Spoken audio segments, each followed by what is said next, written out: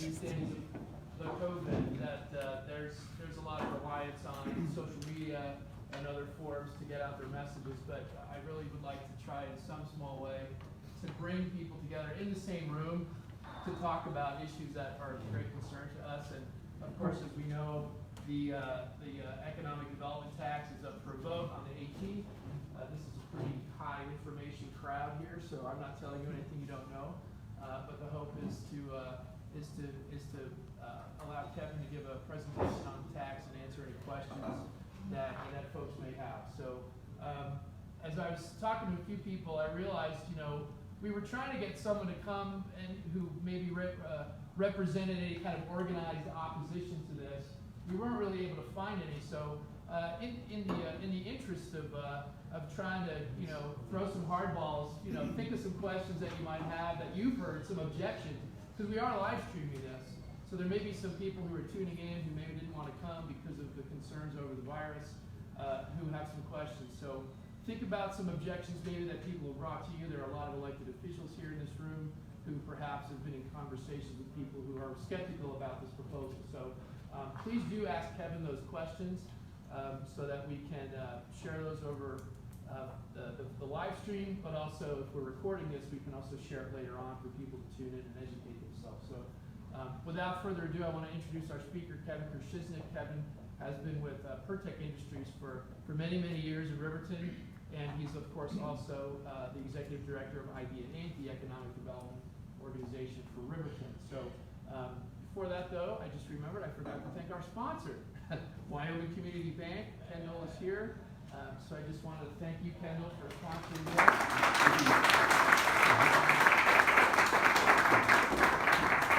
And I should say that, as I mentioned, we want this to become something of a regular event. So there'll be future breakfasts like this, and the Community Bank, Wyoming Community Bank, has offered to sponsor the first few of those. So keep an eye out for other issues of concern that we want to bring people together to discuss. So Kevin, I'll turn it over to you and get out of your way. All right, great. Thank you, Owen. So for all the tough questions, that's why I brought the pack with me today. We have Paul and Jane are both here, so they'll interject comments as we go along. So before we get started today, I was driving over from Riverton, and let you know, I moved here in '95, lived in Lander for about 7 years, and then moved over to Riverton where my job was to be closer when my daughter was going to school, so I didn't have to go back and forth. And have a bunch of relatives that live in the area, and I happened to be coming across, it's nice to see the 4-lane road. But back in that time, I had just come from the bigger city. I lived in Chicago, Dallas, and Salt Lake City. And so I went to a smaller community. I said, I just got to learn to relax. That's really important. So as I commuted back and forth, every day's fine except for Friday afternoon, right? You want to be home. So I'm like, I got to get home. So I'm coming up where the casino is now, up where the Beaver Creek housing development is, and there's about 15 cars in line. And I'm like, oh, come on. And so I was like, no, I'm in Wyoming, just relax. So I relaxed for about a minute, right? There's 15 cars there. I'm in a Honda Civic, mind you, right? A little 4-banger that has 2 places to pass between Riverton and Lander. So I get up there and I'm relaxed for a minute, minute and a half, and we come over by Hamilton's where you're coming down the hill, a place to pass, right? And I'm like, go, go, go. 6 cars get around, I'm still stuck there going 45 miles an hour on the highway. I'm beside myself. So I get up into Hudson, pull up next to this car because I'm totally pissed at that time. And I look over there about ready to give the 1-finger salute, look over, and it's my 90-year-old grandma and her sister in the car. And I said, all right, Grandma, sorry, I'll never do that again. And so I was talking to her about it afterwards. And she said, yeah, she goes, I felt so bad because I was just trying to get home. My sister and I, we know we got to be home by 4 because everybody gets out of work at 5. She said, but I was running late, and I just felt terrible. But it reminded me of, we need to look at things for the entire community, for our entire county. How can we do things to help citizens in Fremont County? And this is one great way. Whether you're going to need rural transportation, whether you need rural health care, whether you need transportation in and out of our county, our great county, bringing family members in, etc., this is just a great opportunity. So we started this initiative back in 2017 as the EDOs, Economic Development Organizations in Fremont County. We started talking about it. What can we do? And this is a great opportunity. And so, by looking around the room, I think most of you are pretty familiar with it. Anybody, have they not heard about the half-cent sales tax at this point? Okay, great. All right, so we'll keep it a little more higher level then. See if this works. Oh, sorry. There it is. Oh, you got it? Got it. Oh, okay. Got it. All right, the mouse will work here. Thanks, Jim. Okay, so economic development, right? That's quite broad. What's the definition of economic development? I see some economic developers in the room. Could probably ask everyone, and we'd all have a slightly different definition of it. But this graphic here shows what WEDA, the Wyoming Economic Development Administration or Association, has. This is their definition. And it basically shows the building blocks in the lower section that have to be in place for businesses to come here to expand and to continue to grow and to recruit new businesses. As you get new businesses, more people are involved in the community, and it just continues to fulfill both cycles. One feeds the other, and it continues to grow.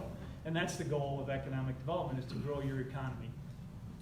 The International Economic Development Council says that it's economic development is a net inflow of cash into a community. And so you'll see that definition in the ballot verbiage. This is on the next page. Here's the ballot verbiage. Again, the important things when you're in the polling booth: 0.5% economic development. Yes, checking for that. That's going to be on August 18th. There have been a lot of mail-in ballots to date that people have already sent in. But again, this is exactly how it'll appear on the ballot, and the bottom there for the county sales tax. A couple of items to point out here is the distribution of the funds, which we'll get into details here in a minute.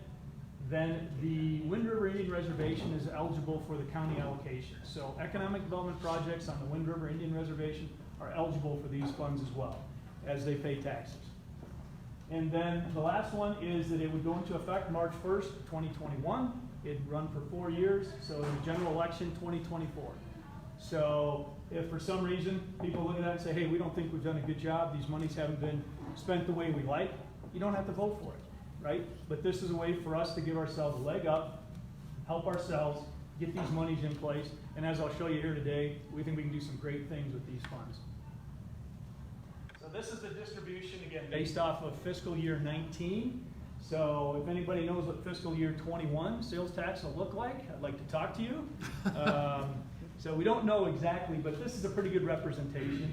And the distribution there is broken out. It's going to be about $3.2 million that we'd receive in sales tax collections.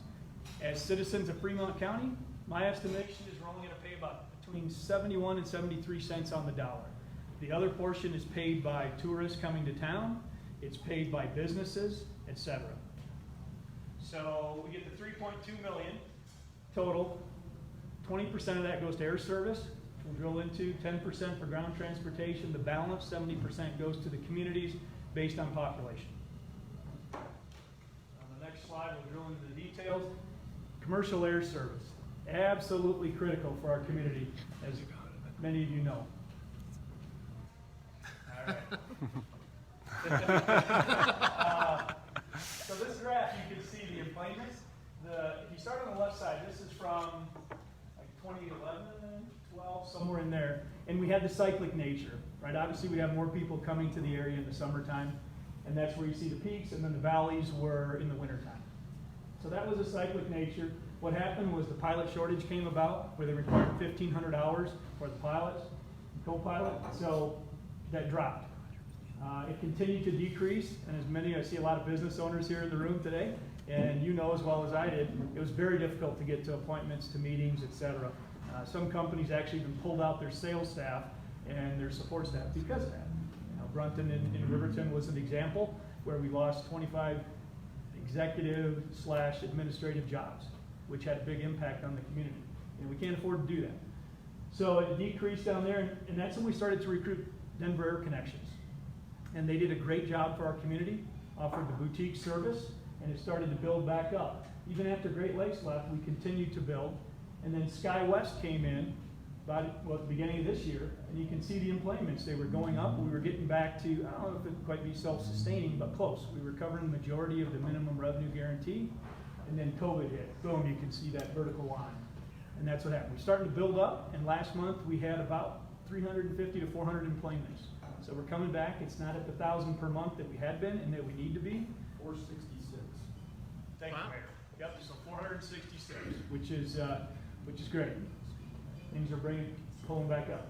But if you look at the graphic on the right, there's the issue, is right now our guarantee is gonna be somewhere, well, let me tell you this. So there's 60% paid by the state, 40% paid locally to cover the minimum revenue guarantee. The 40% that we pay is represented on, well, YDOT's the blue portion, that's the state, and then the rest is what we pay. And this year, municipalities, the county, et cetera, have extreme budget shortfalls, right? So what can they do? What we have right now, City of Riverton is committed to the 200,000, which they had done in the past.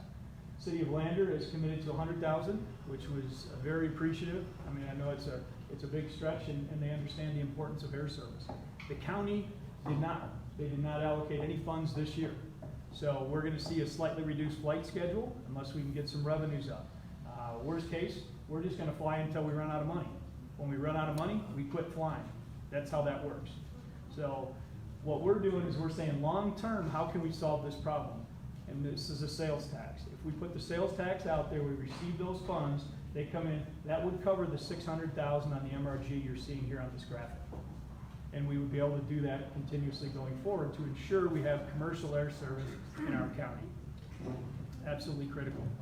One Yes. one of the things I hear fairly often is, well, I don't use this to go on vacation or anything like that. But if you go back, even before your numbers, like in the early 2000s, 70% of the enplanements didn't start in Riverton. They were other people coming here. So that's a picture that nobody really sees because they think, well, we use it for vacation, we're gonna go to Denver or something like that, and it's actually a lot different picture. Exactly right. In those, at that time. Even today, a fair number of tourists coming into town. John, we got a lot of folks coming in to see Wind River Country, coming in to visit family. Well, it's business. I mean, the hospital corporation people flying in and out, lots of. Your physicians, yep. State people fly around and stuff like that, so it's people originating from somewhere else, bringing money here. Yeah, again, net inflow of cash into the community. Yeah, great point. Great point. Yeah, a little sidebar story is, with PerTech, our largest customer is in Denver. And for the period of time from 13 to 16, 17, I had to drive down. I couldn't. I had a scheduled meeting with them, and they rescheduled my flight. I missed it. It was with a key customer. It cost us business. I couldn't afford to do that. And so when Denver Air Connections came along, and then also SkyWest, same way, very reliable service. So the first time I took that risk, I said, all right, I'm gonna fly down in the morning, have a meeting with them at 10, and then if I had extra time, I'd go to another meeting and I'd fly back that night. And I was pretty nervous. Got on the plane, we actually left early, we got down there early, I got to the meeting, customer didn't know any difference. I had time in the afternoon to go visit another customer, we acquired another customer, I was home that night for dinner. I mean, it was awesome, so it's great to have that service in our community. So that's, yeah. Kevin, when we're talking to people, there's lots of people that don't use the airport to fly anywhere. But if you break down your tractor and you're cutting hay and you need parts overnight, that airplane makes you money. And I talked to a farmer just yesterday that his swap was down and those parts came in overnight. And that's a big piece of what we're doing. If we lose our air service, we turn into Whirling, Wyoming. That's as simple as it gets. And I like Whirling, but as the industry leaves us, and that's, our technology is getting that large, that we don't have to be in one certain location. And Riverton needs to hold that for Fremont County. And the larger usage is out of Lander and the county. We track that by zip code. It's not Riverton usage. The larger usage is Lander and Fremont County. Yeah. And so we really do need the county to step up and sell this, and it's a good idea. You're right, because if it does slip and we get to the point where we lose TSA, security clearance, and SkyWest goes away, extremely difficult to regain service. If you can maintain it in a downtime and continue to grow, then you still have the partners there, the infrastructure's in place. If it goes away completely, you're right, extremely difficult to get back. 17 million in annual economic impact. That's right, YDOT put out that survey, didn't they? Yeah, it's $17 million. Yeah, that's what it brings into the community. Yeah, back to what Andy was saying. Yep, those type of dollars coming in. Yeah, I had a great meeting with Terry Watson, the new president of Knowles. She's been here since January, but you know, she was talking about how not only the air service, but also you'll get into it, the ground transportation, that they rely on WRTA to get their Oh, students. that's It's absolutely right. huge. It's truly critical for Knowles. And when I worked at the Catholic College, not having that air service, because we recruit from all around the country. I was driving down to Denver and Salt Lake to recruit people to fly out. So having a local option is absolutely just fantastic, as you described with your situation with your customer. Yeah, you're right, it's a net, because I took the bus over to CWC, and you'd see the Knowles students get on the bus from the airport, and drive over to Knowles, they get out at Noble and start spending their money. And that's why we want, we need that air service, because it's so interconnected with WRT. The bus line is all federal, and you get a lot of people complaining about the bus. The buses are empty. But the reservation needs those buses really, really bad. Yeah. And there's a direct line there. What I would like to see happen with that is those to expand. We need a route to go to Blue Boys. We need a route out of Lantern to Rock Springs. We need to pick up Greyhound. We need a route out of Shoshone to Casper. Fremont County's on an island. You can't get out. When I get somebody stuck in Fremont County, in Riverton, I made a big statement that some folks needed some help. They did. It cost me $350 to get them back to Florida on the bus. And yet we couldn't get them out of Fremont County to do that. And so what we really need to do is expand that. And that's all federal dollars. WRTA is mostly federal dollars. And so we really need this additional money to expand those routes and make those really profitable. And yeah, everybody's gonna have that comment that they go everywhere empty. Well, buses do. They use direction. And so, you know, try to sell that. It's not an easy sell, but there's a large group of people that need to use those facilities. Talking to another guy yesterday, Court King, that has a new auto sales right there on the corner. He travels that just back and forth to Lantern when he has to pick up a car. He can move a car around. I mean, there's practical uses for that you just don't think of. And the other thing that people say, well, just raise the fare. Because it's a federal project, no matter what you charge to ride that bus, those dollars are excluded from what we're doing. Those aren't used. And so the budget's run off of the other side of that. So it doesn't matter what it generates. It still needs its federal. Right, great points. It's okay, you guys covered that slide. Perfect. But yeah, it's just important, you know, we have a large county, we need to get people to and from doctor's appointments, work, school, etc. That's one of the things we hear in economic development is transportation for all folks in the county. And you know, good job. Again, this is opened up not specifically to WRTA, even though we think bulk of the funds will go there. It can be used for any ground transportation in the county to help move people from place to place. Just one other thing about, one of the things I've heard is that WRTH is for the poor. Well, so what? I mean, those people also go to work out jobs in Riverton, and when they come back, they spend money here. They pay their share of sales tax as well. So just discounting the elderly who ride the bus and the poor that ride the bus is really not fair, because they are an important part of our economy as well, and they spend their money too.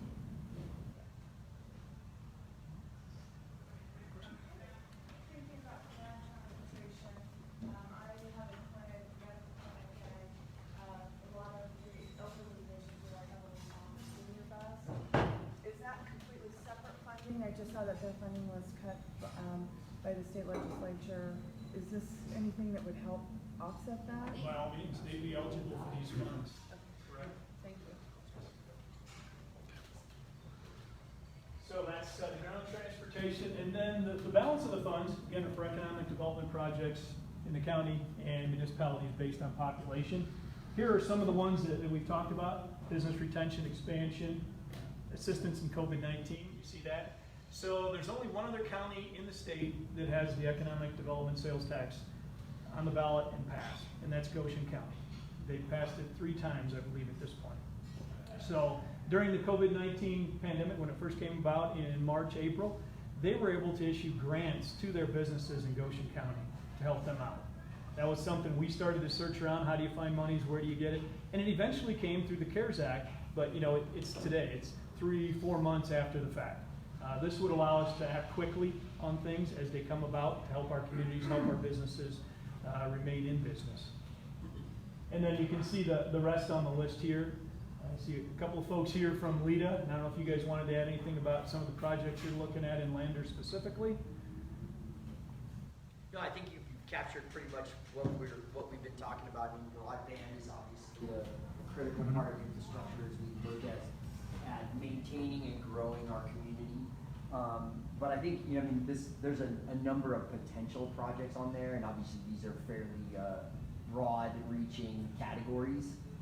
But I think that the key part is, as you've mentioned, is there'll be community input into this. It's not just something that's going to be decided in a bubble. This is just a funding mechanism for that piece of that pie.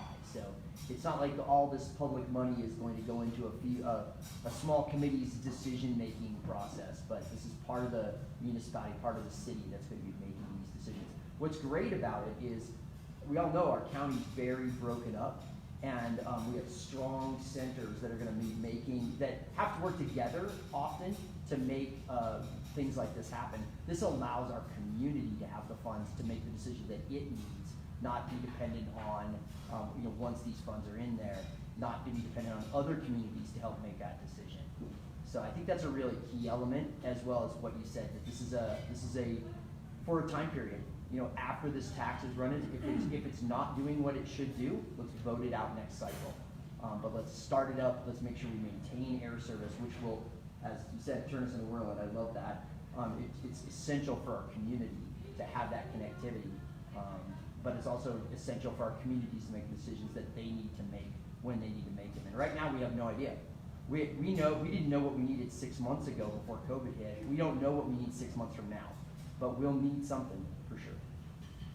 Yeah, it was, for those of you may have seen this, but I was looking at the Goshen County Economic Development website, and they've got some really helpful information there about, and sort of give us a little bit of an insight about what we may be able to mimic from what they've done. Because they have 3 programs, one's for municipalities, one's for businesses, and one's for nonprofit organizations. And so it reminds me a lot of what we do on the Wind River Visitors Council, where we have those funds, but then a group of people come together and discuss, okay, how do we want to divvy these funds up? Some of those are just outlaid directly in direct appropriation, but some are, we have an application process where people come and they submit their application for different grants. And so I would encourage folks who want to educate themselves more on what this could look like to go to that Goshen County Economic Development website, because it's really helpful, because it has a very detailed application process for each one of their grant programs that is funded by their quarter-cent sales tax for economic development. Yeah, great point. The Land City Council discussed this the other night at their work session, and they're very excited about the 30% for the air transportation.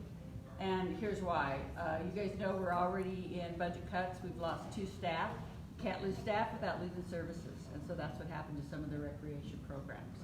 So if we continue to have those kind of cuts, a lot of times we have less and less that we can contribute to the MRG. They think the MRG is important, very important for our communities to sustain itself, especially in the healthcare area. But how long can we go ahead and contribute to the airport without cutting our own staff and our own local services?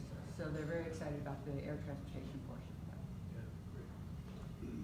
I'll just say we also talked about something that I had not thought about that's exciting to me, and that is infusing some more money into some of our tourism assets.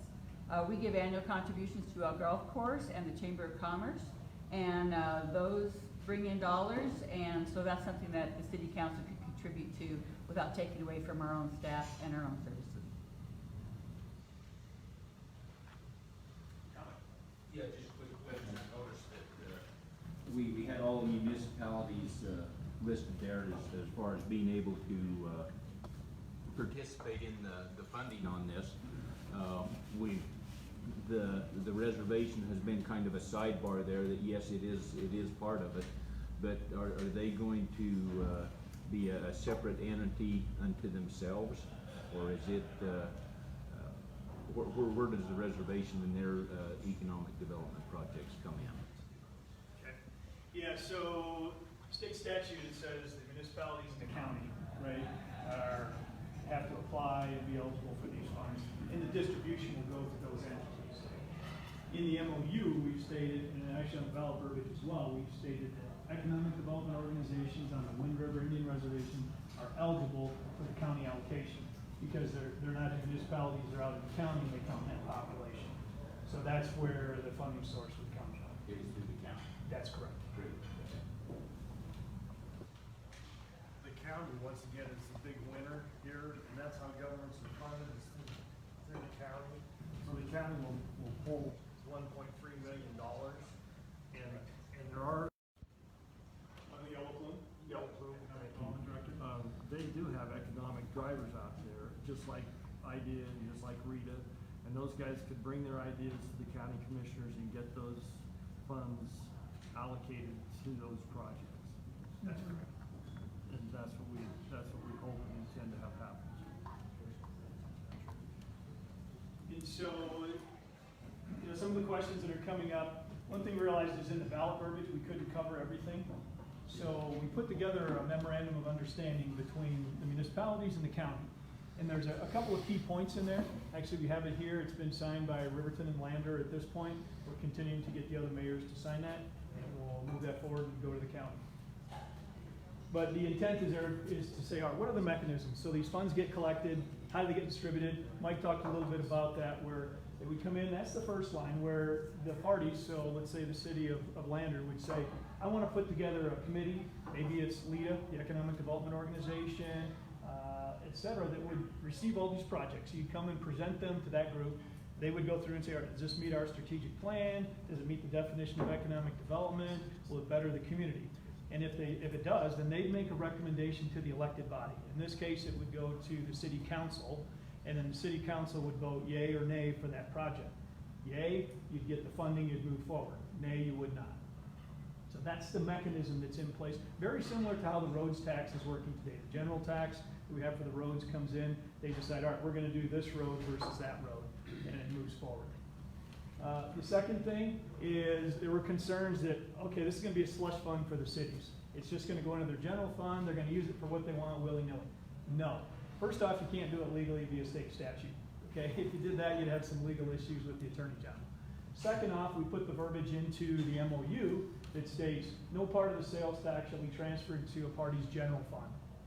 And they also have to have accounting in there. You have to account for the revenues coming in and the expenditures. So you know exactly all the dollars that came into that account, where they were spent, and what you have remaining. The remaining funds, if there are any, which hope not, hope all the entities use them to the max for their communities, that's the last bullet item there. If there are monies left over, let's say, for example, Riverton had a couple $100,000 left at the end of the 4 years. Exactly. I agree, Mayor. We'll assure it doesn't. But if it did, let's talk hypothetically. Okay? So you have the 200,000 sitting there, and Lander has a project that they wanted to do that needed the 200,000. You could apply for those funds to Riverton. It would go through Riverton's elected body again, the mayor and the city council. And if they said yes, you can use those funds for the betterment of Fremont County, which is what we should do. We're all in working together. It's a collaborative effort. Then you'd be able to use those funds for that project. So those are the three key items that we put in the MOU, and then there's a ton of legal verbiage that's probably about 3 pages, something like that. But that's the nuts of it, and that's the important thing. Yeah, Paul. So I have a question. Do you have to be a Fremont County business to apply for these funds? And I guess specifically the question I have in mind is, so as part of LEDA, we're working on getting broadband in Lander and Fremont County. And And so theoretically, if there were a provider who was not from Fremont County, would they be able to apply for a grant for this economic development tax, these funds? And would they be able to be considered for that grant? Yeah, it's a good question, and it would go down to the community, or committee's decision on that. Yeah, I think legally, and obviously as Wyoming, we want to keep the dollars in the state if at all possible, and that's what we do. I think it's kind of similar to workforce development. We try to get providers, if there's somebody in the state that can do it or locally, we should do that. That should be our #1 objective. If there isn't, and we need to get the services that we need that can benefit the citizens of Fremont County, then I would say yes, they're eligible. And whether that committee approves it or not, it's totally up to them at that point. But yeah, for me, I think that the thing is to get the broadband connectivity, to get the infrastructure in place to help our local businesses so they can grow, they can expand, we can recruit new. That's the important part. Good question, yeah. Mike? Kevin, I think another really good aspect to this on your last paragraph there is that by allowing those funds to be used by the other entities, it lets us all partner together to maybe go in on some projects, which I think we all need to look at a lot more, because I think all of us together are far stronger than any of us individually. And so you take broadband, maybe we can get somebody to do something on a county-wide basis at a far less cost than any one of us individually could do ourselves. And I think that makes a ton of sense. Yeah, that's a great point. And we talked about several things, water obviously being critical of what we do countywide, and the airport road, right? Everybody's gone up to the airport, that road needs some improvement, but it's county owned, it's city owned, and it's reservation owned, right? And so how do you get those three entities working together? I think there's a pretty good opportunity right here to do that, right? We'd have the funds there that they can all allocate for that type of project. So yeah, great point. So it sounds like from what you said that there would not be a required percentage of the funds to be kept in reserves at any given time? No, the only other requirement in there is you cannot commit the funds until they've been acquired, right? They have to be collected and distributed to the municipality. So I can't say, I'm gonna get 600,000 coming in this year, I'll commit to your project when I haven't collected it. I have to have it in our coffers, and then I could say, all right, I have 200,000, I can commit that to your project. So the example of Goshen County was given, and how they had funds ready and waiting to be able to distribute to businesses in time of need.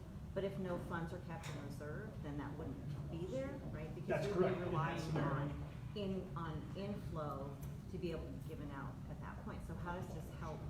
I guess this falls in one of the hard questions. How does this help in terms of a rainy day fund for businesses that if something like COVID, if the COVID scale were to happen, how could this fund help businesses? Because at that point, presumably, spending decreases, you would not have the inflow at the As same many level. funds. Right. Right, so it'd be up to the municipalities and the county, how are they gonna spend those monies? And their strategy may be, okay, we're gonna keep some in reserve for those particular applications or opportunities, and then we're only gonna distribute a certain amount. Then at the end of the 4-year period, they may say, okay, now we're gonna distribute the balance to make sure we've used all those funds. Okay, so there is language to allow the. It gives them the different entities. flexibility to Okay. do that, that's correct.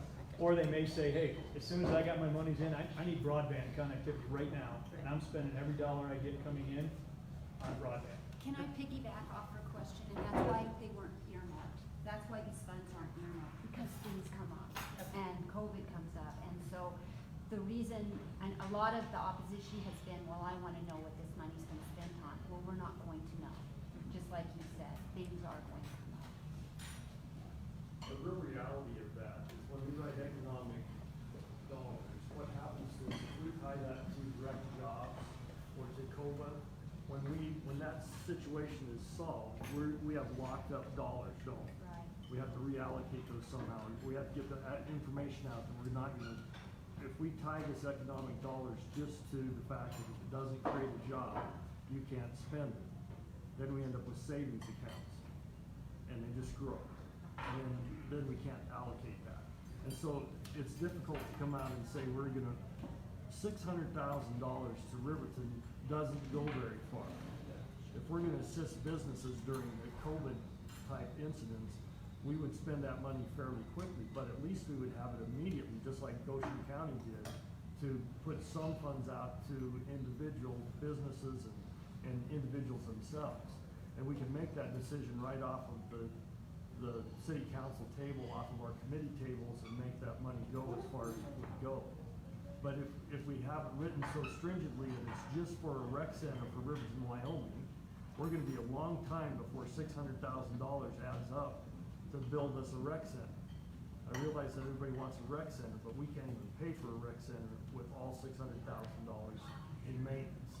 And so we have to educate the public also of how those dollars get spent to the largest benefit of the group. And I think that's the hard part of writing this and trying to explain to people exactly where it's going. But the real key factor is to tell them that it's not going into the general funds of the municipalities. It's gonna stay grouped up just like the 1 cent highway dollar stays in its own package. And every community, Du Bois has a good job of that, so does Shoshone, Lander does, Riverton does. Those 1 cent dollars are making a big difference in our community for highway change. So I think that's the best way to explain it to them, that it just cannot go into the general fund. So we can buy whatever we choose. Police cars. We do need police cars, but that's a whole different subject. And so one other point, go ahead. I was gonna ask, you mentioned Goshen County is a quarter cent Yes. compared to this being half cent. What was the thinking making it half cent instead of going quarter cent, which would have been enough to cover the air and have a smaller piece for economic development to kind of try it out? Yeah, great question. So when we first started the initiative, I said 17 and we resurrected it in late 19. And one of the things we did is we went out to the community and we did a couple of surveys.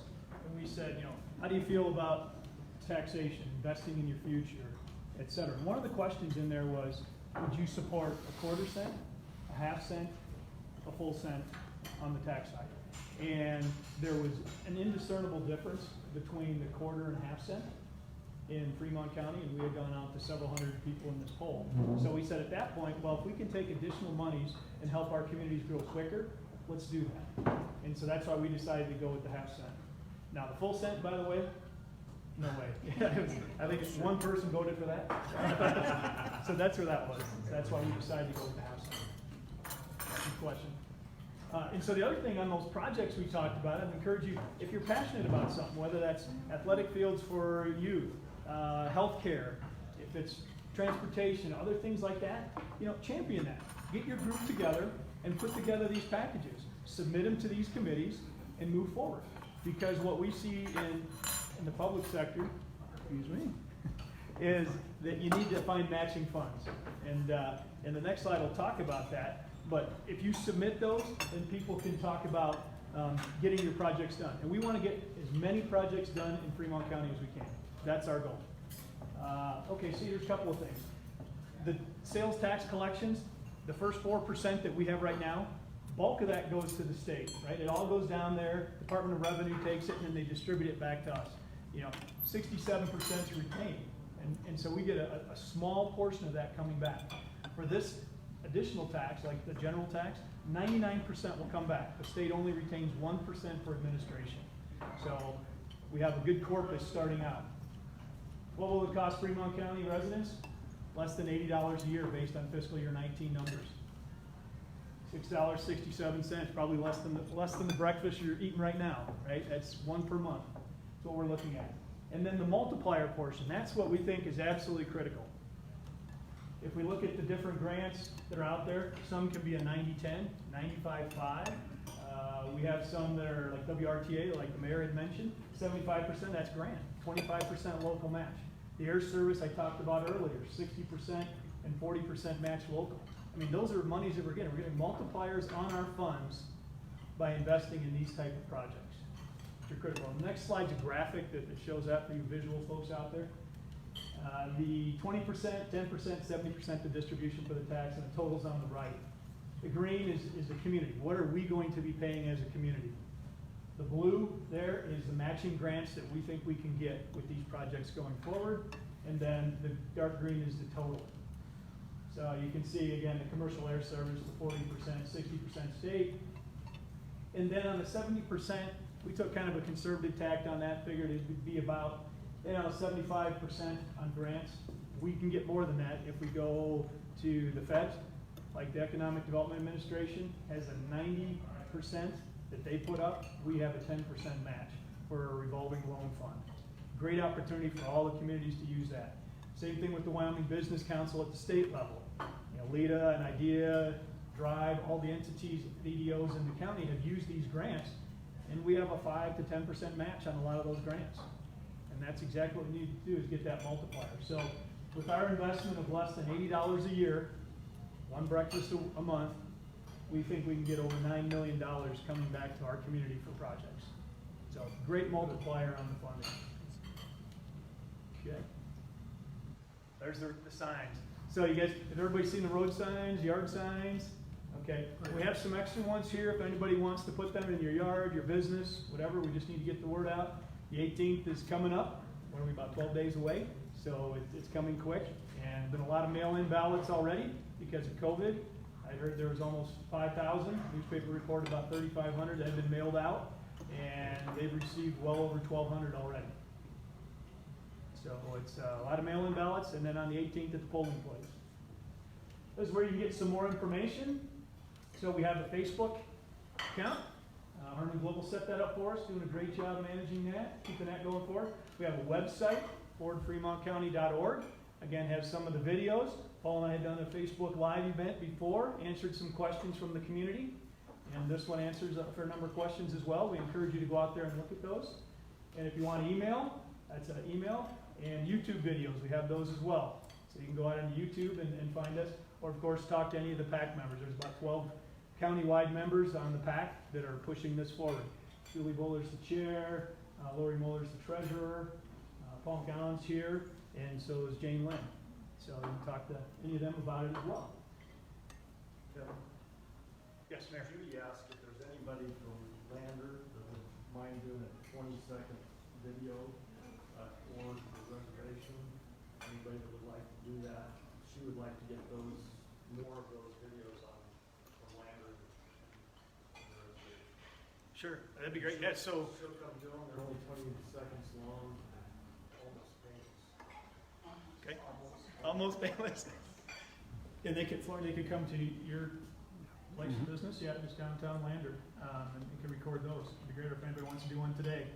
We'll have that ability as well. So again, this is just kind of the summary slide, investing in our future. That's what we need to do. We need to take care of that. Not to get too gloomy, but if you look at the federal picture, you got 22 trillion in debt, right? Unrealized debt is arguably almost 200 trillion. So there's going to be a lot of changes at that level. State level, we're 1.5 billion short on the biennium budget. There's programs that are going to be cut. We're seeing that at the municipal level and the county level. Municipalities are already cutting programs, rec programs, et cetera, that affect us as citizens. And this is a way for us to have monies available, again, to multiply, to get some of these services back that we can use. So if you're passionate about a youth program, you want a facility, et cetera, this is a great program to do that. And again, there's that investment, less than $80 a year, $9 million per year for Fremont County projects. Not a math major, but that's a pretty good return. Math minor maybe, but not a major. Yeah, and so there are a lot of groups, especially the Fremont County, Ford Fremont County PAC, encouraging you to go out and vote on the 18th and vote for the county tax for economic development. So we'll open it up to any questions that the PAC members and I can answer. Any questions? If this gets voted, it would be in effect for 4 years, is that correct? It'd be March of 2021? Yep, okay. March 2021, and then go in the general election ballot on 2024. So. Could you just explain more about how the multiplier part works? Sure. So, you can go back to the graph.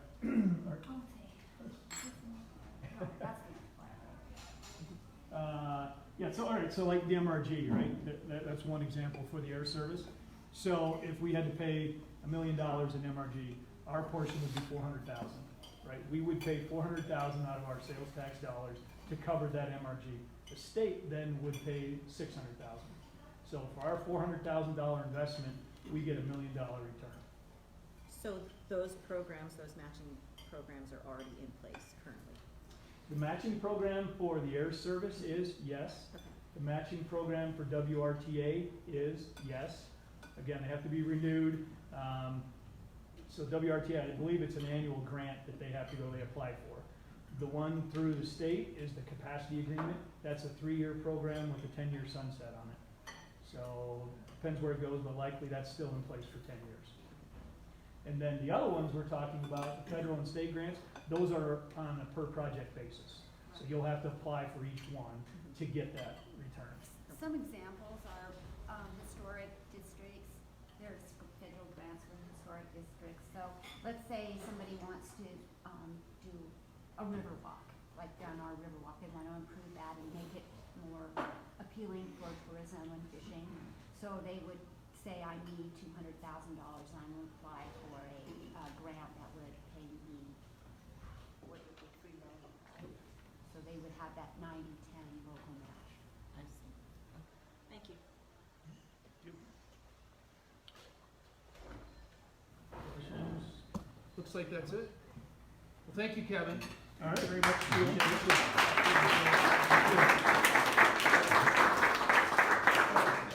I want to thank you all for coming. Some people have wondered, you know, why isn't the chamber been more kind of out in front on this issue? And I'll say that the reason being is that I'm still very much the new guy at the chamber, even though it seems like I've been here some days for forever. And some days it seems like it was just yesterday. So I'm a big believer in not coming into any kind of a situation in which I'm unfamiliar and then kind of, you know, turning things over and knocking over tables and say, this is the way we're going to go. A lot of you know I come from a public policy background, so I have a lot of familiarity with this world. I don't have a lot of familiarity with these specific issues. So this has been as much a help for me as it has been, I hope, for people who've been tuning in, for maybe some people here who need a little bit more of an introduction and a drill down on this issue. So I think I can say confidently, I've discussed this, of course, with, you know, we have some chamber our president of our board of directors, Michelle Mazur's here. John is our vice president, he's here. So, you know, the chamber wants to be more involved in these kind of public policy issues and discussions, and that fits really well with my background and my interests. So, you know, just to give you sort of a heads up, in the future you probably will see the chamber taking more decided opinions on matters of public policy. But I want to make sure that as an organization we are informed before we go out there and start encouraging people to behave a certain way with their votes and their support. So I want to thank you all for coming. If you have any questions for me. Oh, you know what I want to do? Oh, John, please go ahead. Yeah, I'm just curious, you know, to me, this seems like just an absolute win-win situation, you know, for everybody in the county. What kind of opposition is showing up on this, other than the standard no new taxes, you know, Yeah. I'm observing no new taxes. That is what has been very persuasive to me, because in setting this up, we tried to find someone to come and say, who's the organized opposition? Nobody answered. So you're exactly right. It's the few people who have said no new taxes, no new taxes. And I've been pounding that table as much as anybody in my lifetime. But what I've been impressed with has been people here, I've heard, Mayor Gard speak eloquently on this. He's not a guy who wants to put more taxes on himself and his constituents. But man, oh man, we are in desperate times here. I mean, they just laid down the last gas rate in the state yesterday for the first time since we've been a state. That's shocking. So we are in desperate times, and I think that this is something that, it makes a lot of sense. I agree. It is a win-win. It does seem that way. I also wanted to take advantage of this opportunity. Many of you maybe have not met him, but I'm going to embarrass Sean here and introduce Sean Buckley. He's the new executive director for the Wind River Visitors Council. What's that? Is that Kevin? No, it's Sean. What? Getting me in trouble. My brain is already addled enough. Sean is a Wyoming native. He's come back from New Mexico to join us. Many of you, of course, know our dear friend Paula McCormick has been doing double duty as both marketing and executive director for the Visitors Council for many years now. But now she's going to be working side by side with Sean and passing over those executive director duties to him. And she's going to be doing marketing for a while as well. But I just wanted to introduce you. He's a new face. I hope you get to know him. I've gotten to know him a little bit. I think the Woodward Visitors Council has a bright future with him as the head of it. So congratulations. Yeah, welcome aboard. Yeah.